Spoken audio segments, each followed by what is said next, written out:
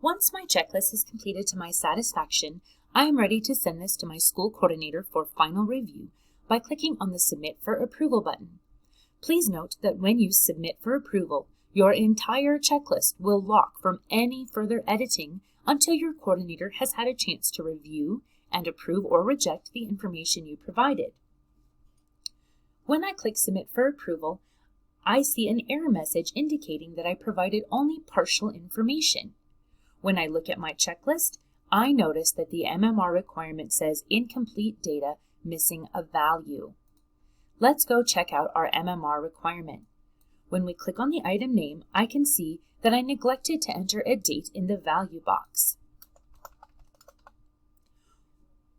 Once I have addressed this issue and clicked on Save, I will try to submit for approval again. In this case, I see a new warning reminding me that I did not provide any edits for the BLS CPR requirement. Now, in some cases, you may not have specific documents ready to upload into myClinicalExchange, and that's fine. You may still submit your checklist for approval. Just be aware that once you send your checklist for review, it will lock until your coordinator has had a chance to review and approve or reject the various items you sent in. I will select Continue Submit. In the next pop-up window, there is a blank box where I can enter any final comments to my coordinator.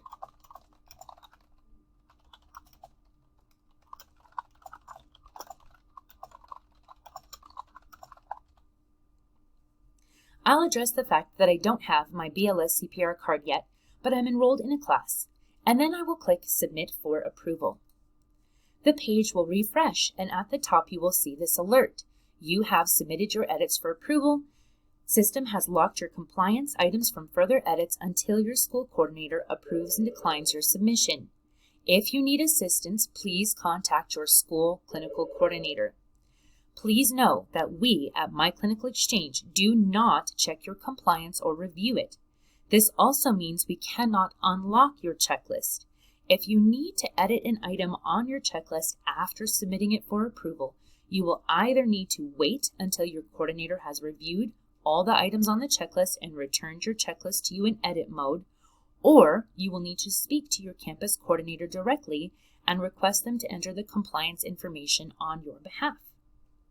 When you return to the home page, you will notice the same warning in the status column on the far right.